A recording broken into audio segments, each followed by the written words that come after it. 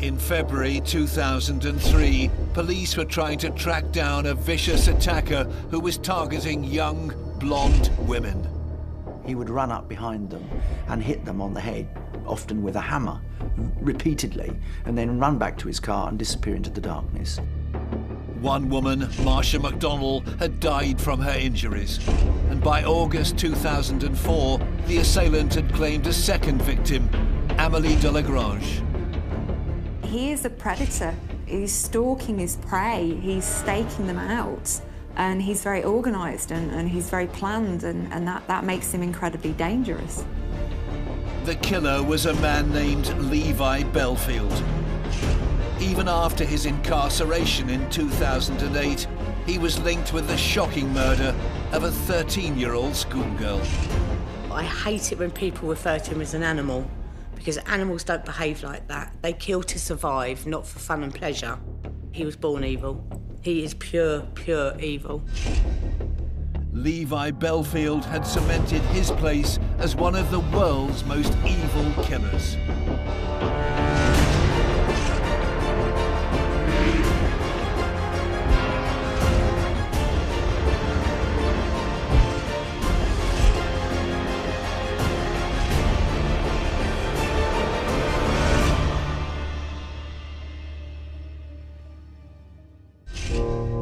Levi Bellfield is one of the most notorious British killers in recent memory.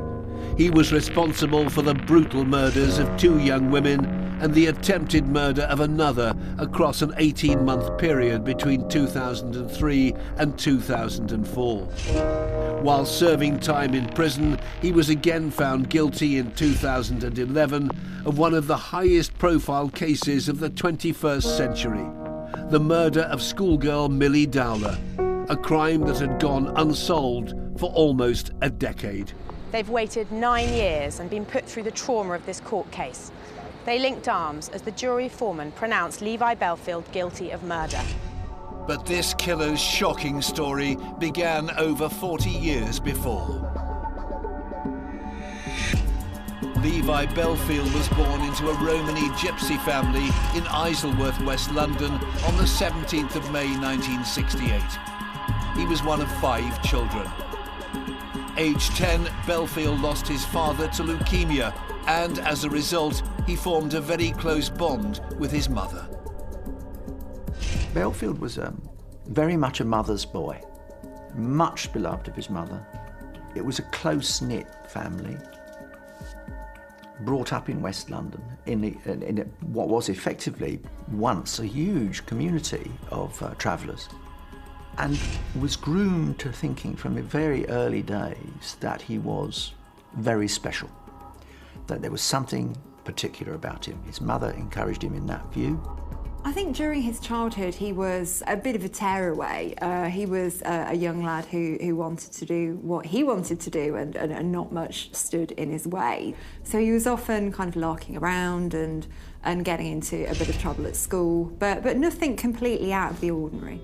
By the time Bellfield was 13, he'd had his first brush with the law and was arrested for burglary in 1981. It would not be the last time he was in trouble with the police. I believe Bellfield occupied what you might describe as the halo of Levi Bellfield. I am greater than anything. He was above the law, above suspicion, operated entirely under his own steam, in his own way, at his own time. In 1989, 21-year-old Bellfield set up home with a girlfriend. They went on to have 4 children together. He could literally charm the birds off the trees. This is a 19.5, 20-stone man with a huge neck, almost occupying his entire shoulders. He wasn't an attractive man, but my goodness me, he had the gift of the gab, and he didn't half use it to his advantage, particularly when it came to girls.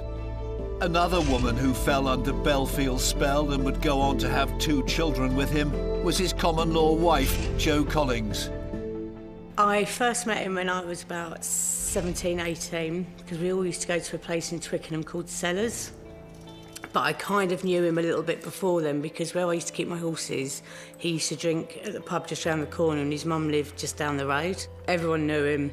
He was always, you know, everyone wanted to be around him. He was like the sort of the fun person to be with, you know, always loud. But Bellfield was not a man of morals and often had extramarital affairs. His job as a nightclub doorman helped him meet girls. That way he had access to any number of young women, all of whom, how can put it politely, were not backward in coming forward. They were out for a good time, and Bellfield was out to help them have one.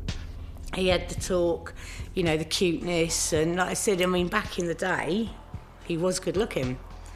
You know, always had the nice car, always had nice clothes, and, you know, he could get the women. But his charming persona soon disappeared once he'd got what he wanted. In adulthood, Levi Bellfield became a man that women should be quite fearful of.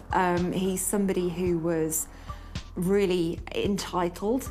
He had a real sense that women were there to serve his needs, and when they didn't comply with his expectations, he would turn violent and very nasty.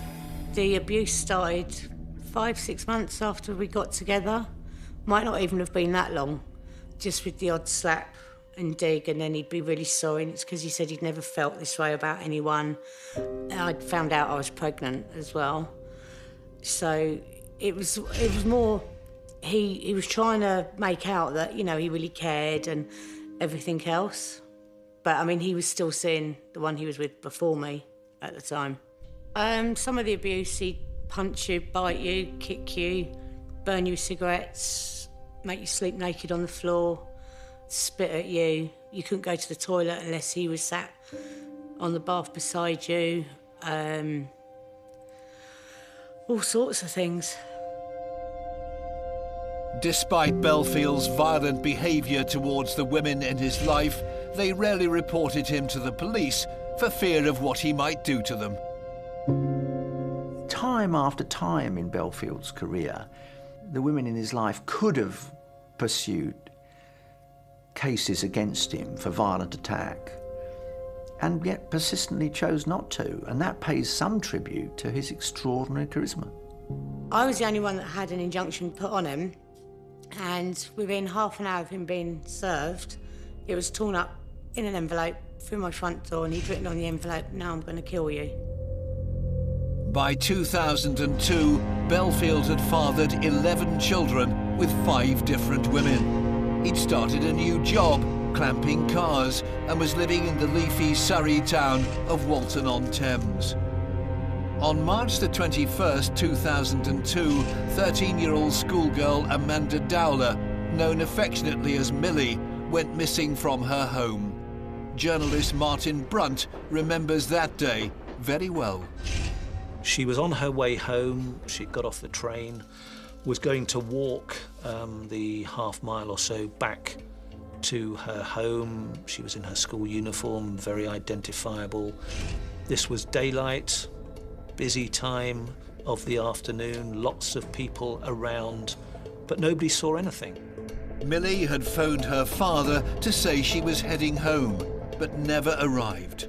She seemed to have disappeared into thin air. There was CCTV footage of her getting off the train at Walton Station. Some very blurred images of cars and the odd person in the street where she was headed home, but nothing more than that. And it became clear very early on that police were really struggling to find what had happened to her. The last sighting of Milly Dowler was on Station Avenue in Walton, just 50 yards from the home of Levi Bellfield. The search has taken in stretches of water, including the River Mole, but police have been concentrating on ground near the busy station and interviewing commuters. We have nothing that gives us any positive indication that she's gone off of her own volition. Equally, we have no positive information that she has been taken off the street and abducted. At this time, all of our lines of inquiry are open. On September the 18th, 2002, 6 months after her disappearance, the body of Milly Dowler was found by a group of foragers amongst the trees of Yateley Heath Wood in Hampshire. So Milly was identified through dental records. She was known to be missing. Dental records were obtained, and then they were compared to the remains that were present, and sadly for her family, it confirmed that that's who it was. It was clear to forensic ecologist Professor Patricia Wiltshire that Milly's body had been in the woods ever since she disappeared. I was able to tell the police how long each bone had been there and how long ago it had been moved, because the bones were moved around by animals, you see. There was no doubt in my mind, really, that she had been there since the early spring. How Milly was killed remained a mystery. The degree of change that the body goes through after death, particularly in the sort of timescales we're talking about with Milly Dowler, really hinders what the pathologist can see, what the pathologist can say. It doesn't mean that there's nothing we can see or say, but clearly the less we have to work with, the more difficult it is. One likes to be objective, one likes not to think of the remains as a person, one likes to just look for the evidence and you try to be objective. And then, of course, they take you into a scenario where you become fairly emotional. Well, you can't help it. It's an emotional sort of scenario. And then it comes a bit of a shock, really. The police had no suspects and no forensic evidence. And just 5 months after the discovery of Milly Dowler's body, only a few miles from Walton-on-Thames, another young woman was murdered. At around midnight on the 3rd of February 2003 in Kingston, London, 19-year-old Marsha McDonnell caught the bus home after a night out at the cinema with friends. It was the last time they would ever see her. Walking home, Marsha was attacked from behind less than 100 yards from her parents' front door. Colin Sutton was one of the lead detectives with the Metropolitan Police at the time. Well, Marsha was found on the street where she lived, 10 or 15 doors down from her parents' house. Local resident heard a noise, heard her whimpering, if you like, and called police, and she was found there with this terrible head wound, and she was taken to hospital and died 2 or 3 days afterwards. Marsha was killed with a single blow to the back of the head with a heavy implement. Forensic evidence suggested the weapon used was most likely a hammer. Hammers are effective striking tools, so it's no great surprise that you can cause very severe damage to a human skull with relatively little effort with an effective hammer. You'll often see lacerations, they're often curved to match the profile of the hammer, and you'll often see skull fractures. They're quite often depressed, so pushed inwards towards the brain, because the hammer is exerting its force so focally. Nightfall and detectives in Hampton still work on, but though they've searched tirelessly all day, they remain baffled as to who carried out this apparently random attack. Often these things happen and are carried out by somebody the victim knows. In this case, I'm sure police looked at boyfriends, family members, but very quickly ruled out any kind of suspect like that. So it soon became obvious that this was a stranger murder, and those are very rare. So very soon, very quickly after Marsha's murder, people in the area became very concerned that there was a killer on the loose. Subsequent investigations led police to a mentally unstable 16-year-old who wasn't competent enough to be charged or even interrogated about the incident.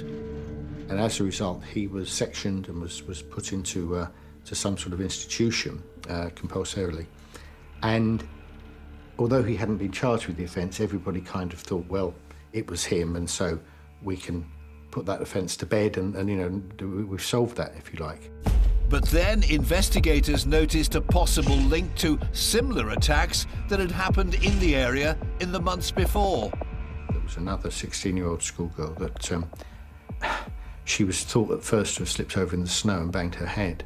And it was only then when Marsha was murdered that police looked at this occurrence some 2 months previously and realised that that could have been an assault as well. And they went back to this girl who'd been treated in hospital and were able to talk to the hospital staff and look at the description of her wounds and some photographs and conclude that the likelihood was that she too had been attacked but had survived.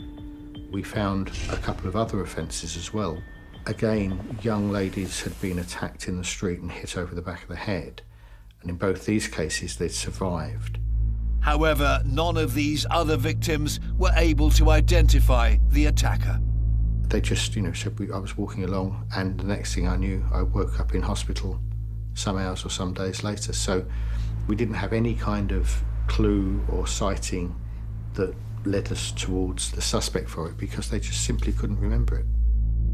All of the attacks seemed to be totally unprovoked. Could they all have been committed by the same perpetrator, the man who murdered Marsha McDonnell?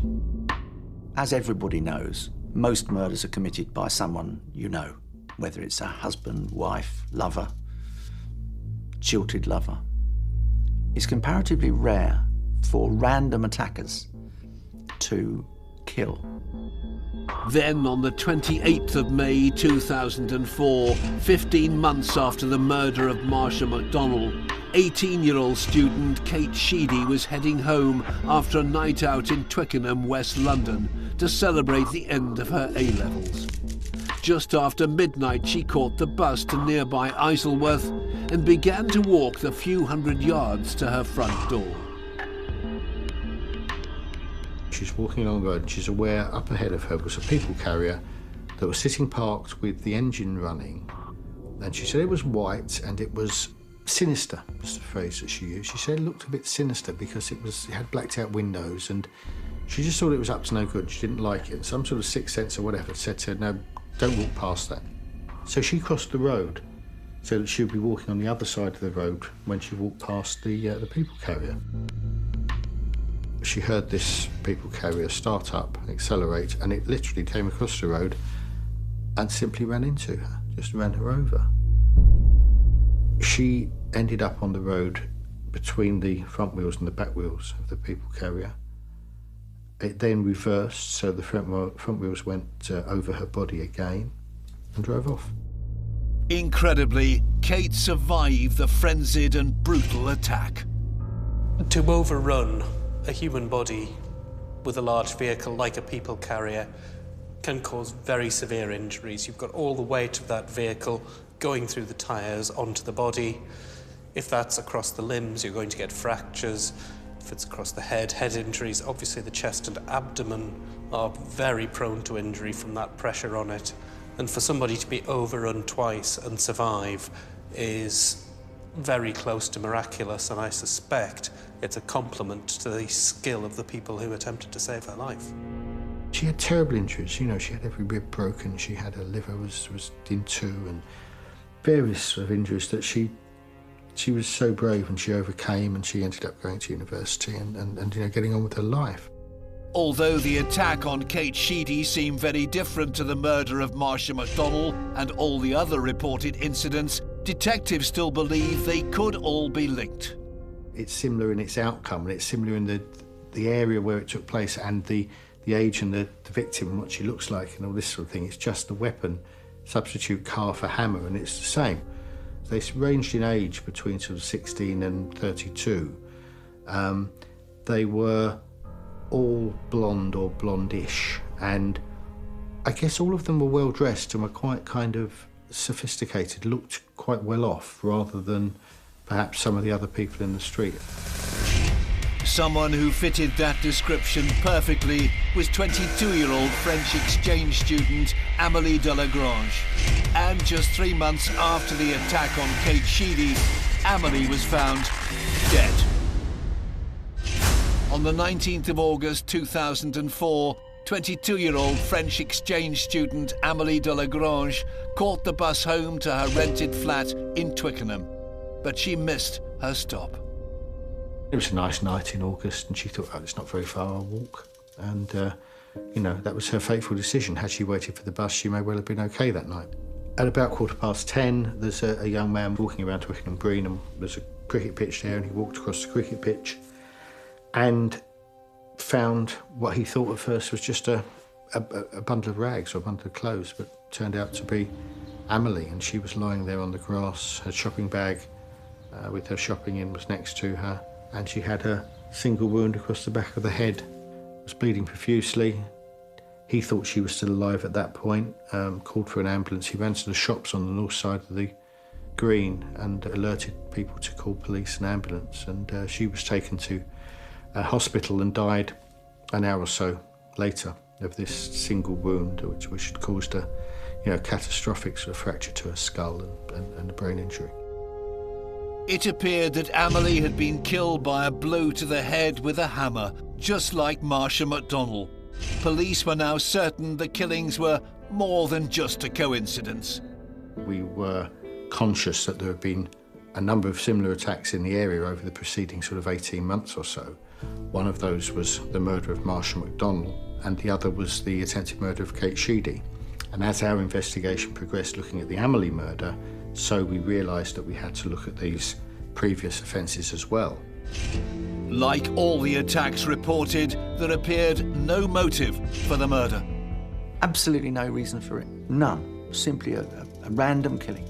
The most difficult kind of killer to catch, incidentally, because there's no connection. There was no connection between Amélie Delagrange and Marsha McDonnell. None. They didn't know each other, they weren't friends. There was no connection between those two and Kate Sheedy. A second senseless murder in the same area meant the story was now front-page news. Suddenly, we had potentially a serial killer on the loose, not on some scuzzy council estate, but in leafy Twickenham and Hampton. And that really struck fear in the neighbourhood, and police were struggling to find an answer for a motive. The media were very keen to ask us, is this a series? Are we dealing with a serial killer? Because those words have a particular sort of connotation and mean something. And because we couldn't link them formally by DNA or fingerprints, we couldn't really say that. So what we said was that we had a linked investigative series. And what that meant was these offences are so similar in MO and in their location and the profile of the victim that it would be a nonsense to investigate them with different teams. Pressure to catch the killer was mounting. Truth was that, without being too sort of dramatic or too sort of cliched, we knew while we were investigating it that if we didn't succeed, he was going to do another one. You know, there was a time element in this one. But there was very little evidence for Colin and his team to work with, particularly in Amélie's case. Nobody had seen anything, there was no CCTV covering there. She had a boyfriend, she had no other kind of contacts really in no family or friends or life history in England. She'd not been here very long, and it had all the kind of characteristics of a completely random attack, and they're often the very hardest to investigate, because not only do you not have the links to help you, but also they're quite often those murders that are pre-planned. And when people pre-plan murders, they tend to think about things like CCTV and their mobile phone data and all the other tricks and DNA and fingerprints and things, and all the things that we can use in most murder cases can be absent in pre-planned murders. There was no DNA evidence at the scene of any of the attacks, but Amélie's mobile phone was missing. Police checked data to see when it was last located. They were able, from the phone company, to get the information that her phone had switched off from the network, had been lost by the network, if you like, at Walton-on-Thames at a particular time. But this time was something like 8 or 9 minutes after she was found dying on Twickenham Green.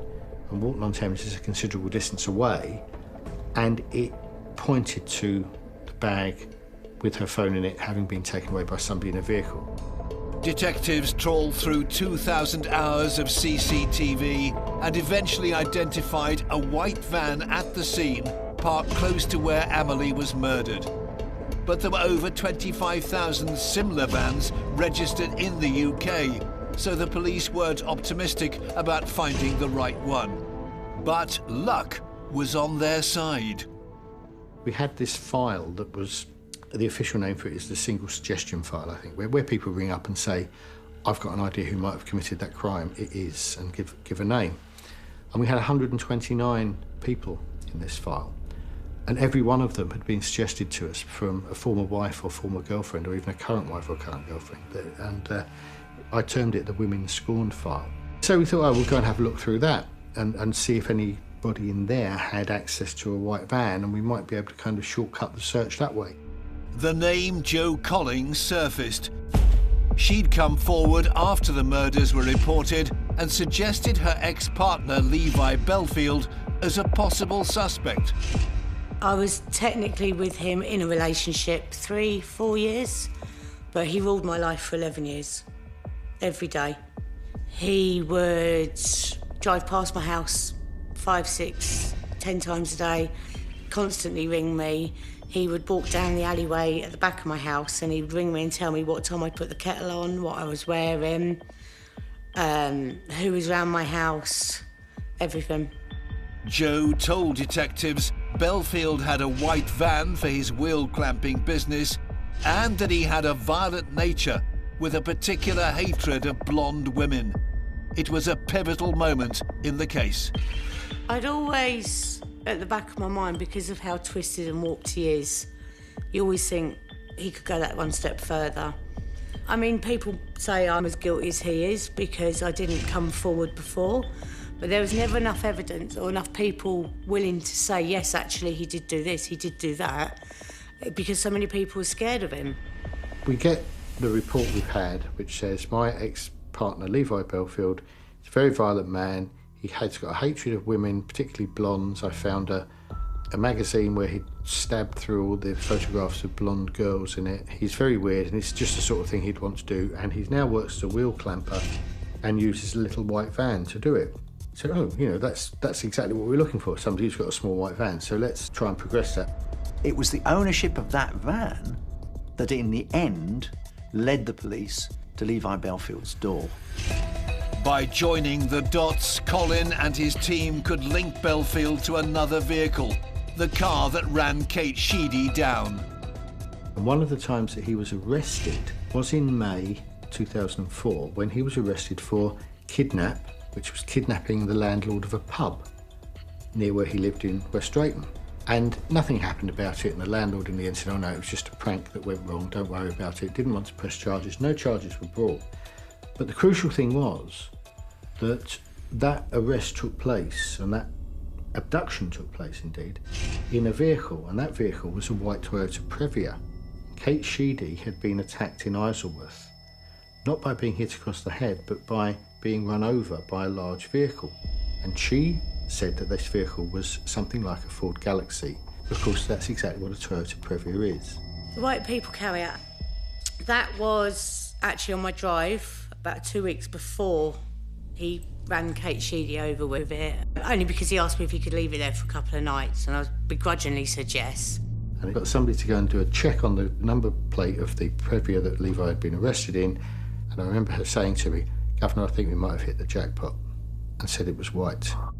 We now had somebody, Levi Bellfield, who had the right kind of white van that was used at the time Amélie Delagrange was murdered, and the right type of vehicle at the time that Kate Sheedy was run over. Bellfield was now the prime suspect. At dawn on the 22nd of November 2004, police raided his West Drayton home. In the attic is a naked Levi Bellfield. He'd covered himself up in the hope that no one would find him. Well, they did, and indeed the sergeant got him down and duly handcuffed him. Of course, he said to us, oh, I was only hiding because I thought it was a gang, I thought it was somebody after me. Well, it was somebody after you, Levi, but it was the murder squad.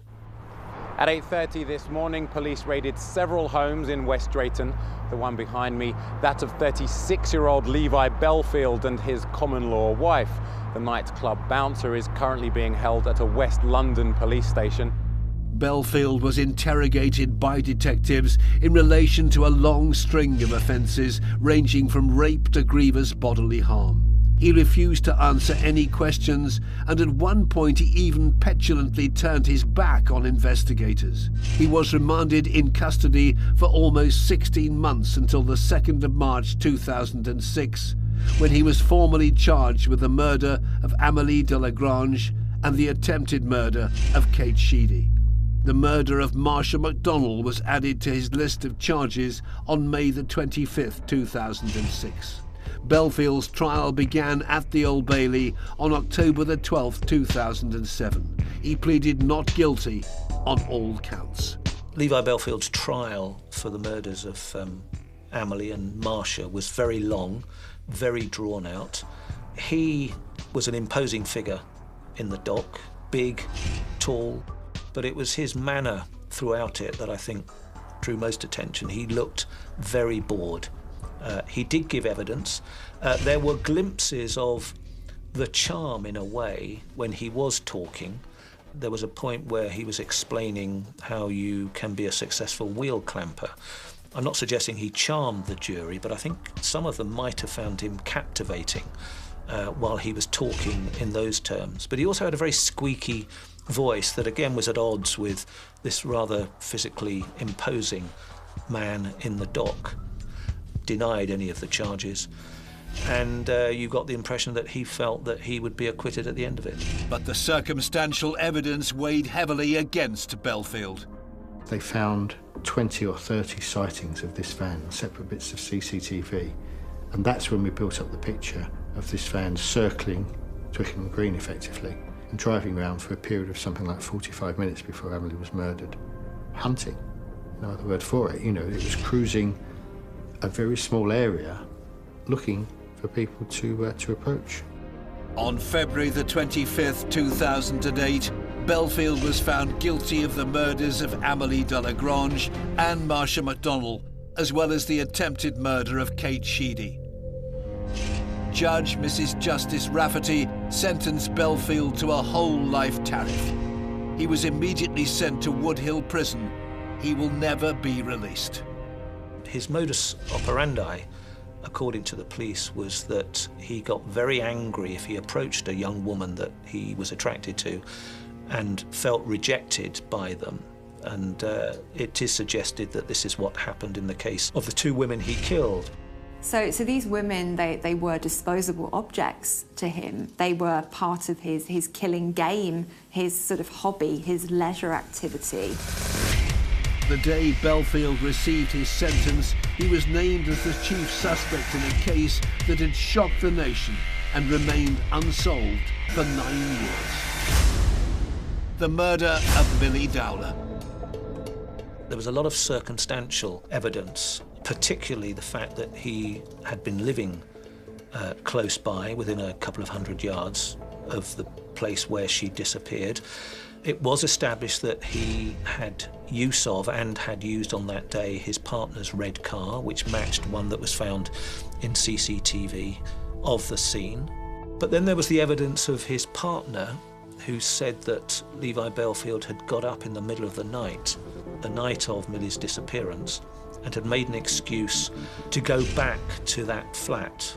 And when she later went to the flat, she discovered that the bedding had disappeared off their bed. And he said that the dog had fouled the bedspread and he'd had to burn it. Now, that was quite compelling evidence for the jury, and they were convinced that he was the killer. On the 4th of March 2008, an ex-colleague of Bellfield, Kelly Fry, told ITV News he confessed to murdering Milly back in 2002. He pointed out a flat in Walton and said that he used to live there and that he'd lost £900 in rent that he'd already paid because he had to move out. And he said, oh yeah, I also set fire to Emma's car. And I said, well, why would you set fire to your girlfriend's car? And he said, because I took the girl. That was his exact words. And immediately I just knew that he was on about Milly. If I, for 1 minute, thought that it was true, then I would have come forward a long, long time ago. There was no forensic evidence, there was no smoking gun anywhere. They had to build a case with what people had been saying, with little facts, with phone evidence they had, with what CCTV they had, which wasn't particularly much. The whole thing came back to us knowing what Levi Bellfield had done on the night that Milly Dowler was abducted. Bellfield had been questioned about Milly Dowler during the time he was on remand for his other crimes and had always replied, no comment. But one person was certain he'd murdered Milly, his ex-partner, Joe Collings. He said that he'd never been to Yateley and he had no knowledge of the area. Well, out of all the photographs, and I don't know why, everything I had I threw away. And I found an envelope and it had 2 photographs in it, and it was 2 of me and him at Yateley, which is really bizarre. And I'm a great believer of everything happens for a reason, and I wasn't meant to throw those pictures out because they were needed. And of course they showed him in Yateley, so he knew where Milly was found. He knew exactly the lay of the land because we used to go there all the time. On the 10th of May 2011, Levi Bellfield, 3 years after his first trial, was once again in the dock at the Old Bailey, this time charged with the murder of Milly Dowler. Bellfield pleaded not guilty and refused to give evidence in his defence. With Levi Bellfield, it's a power and control thing for him, because only he has knowledge of the murders that he's committed. Only he knows exactly who his victims were, the full extent of the women that he perpetrated these crimes against, and it gives him a sense of power. He's in prison now, so what he's got control over is very limited, but one thing that he still can exercise power over is that knowledge, and as long as that's his, then he's in control. Geoffrey Wansell was in the courtroom during the trial. What's striking about Bellfield is that he wanted to put every witness through a real ordeal because he never once pleaded guilty. He wanted them all to suffer, and he particularly wanted the Dowler family to suffer. It was as though he were smirking to himself, look what I'm putting you through. He sat there absolutely silent throughout this fierce cross-examination, utterly justified. I'm not criticising at all, in fact, it was perfectly justified. Bellfield made it happen. He made it happen by not pleading guilty, and he made it happen by instructing his own defence silk, his own barrister, to pursue the Dowlers to the full extent he was possible of. And it's very difficult to forgive Bellfield for that. And it underlines just what a malicious, malign, evil man he is. On June the 23rd, 2011, the jury found Levi Bellfield guilty. Judge Mr. Justice Wilkie sentenced him to a further whole life tariff on top of the one he was already serving. The fact that he is, as far as I know, the only convicted killer who's been given 2 whole life tariffs does make him unique. A judge in each case, the 2 judges, both felt that his crimes were so awful that he should be never given the chance of parole, that life will mean life for him. To be given 2 sentences like that is extraordinary. I suppose in practical terms it doesn't make any difference. Again, I suppose if he ever felt that he might try and challenge that, he's got to do it twice, and the chances of him ever being released are nil. I think Levi Bellfield will be enjoying the notoriety that comes along with being a double life sentenced prisoner, because I think there is a certain hierarchy in prison in terms of the nature of the offences that you've committed, the type of sentence that you have, and he will very much see himself as the upper echelons of the prison population. In 2016, it was reported that Bellfield had confessed to the murder of Milly Dowler, giving gruesome details of how he'd abused and killed her. But then, shortly after, he retracted the admission, causing the Dowler family untold grief. He loves to manipulate, and he loved to manipulate the Dowler family, and they were his victims every bit as much as Milly was. Well, basically what's going on when offenders like Levi Bellfield admit to things or don't admit to things or retract things is that they are eliciting quite a lot of attention. They are keeping people interested in them. They are playing with people, because people like Levi Bellfield, they are the puppet masters. They like pulling other people's strings. They like pushing their buttons and seeing what happens. Levi Bellfield is now serving time at Franklin Prison. He has converted to Islam and calls himself Yusuf Rahim. Nothing would ever surprise me with Levi Bellfield. I don't know what he's done, only he knows what he's done. He would do anything if he thought there was an angle that made it the best thing for Levi Bellfield to do for Levi Bellfield. And he was ruthless, he was violent, he was sociopathic, I'm sure. So who knows what else he might have done. He sees himself, and still sees himself to this day, as a powerful, charismatic, famous, now notorious figure whose place is guaranteed in the record books. It feeds his arrogance, it feeds his ego, and there's nothing that Bellfield likes more than feeding his ego. In letters written by Bellfield from his cell to the makers of this programme, he claims that he has never confessed to any of his crimes and still maintains he is not guilty, saying, "I'm innocent of all my convictions. I've witnessed and done things I truly regret, but I'm no killer.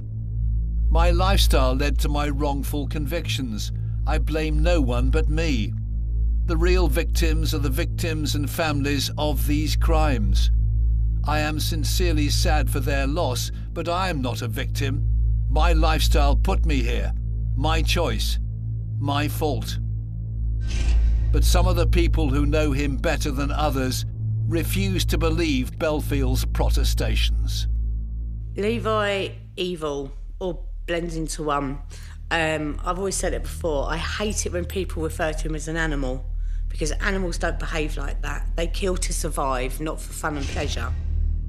He was born evil. He is pure, pure evil. Bellfield is a psychopath. He deserves utterly to be in jail for the rest of his life.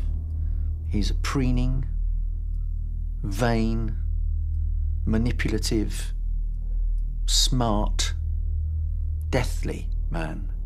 And if anyone deserves to be called evil, it's certainly Levi Bellfield. Despite Levi Bellfield's claims of innocence, he has been convicted of 3 murders and 1 attempted murder.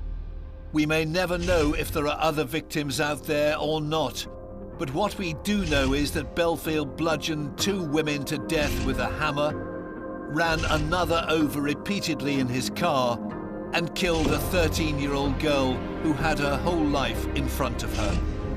Yet Bellfield has never offered any reason or remorse for his actions. He is, without doubt, one of the world's most evil killers.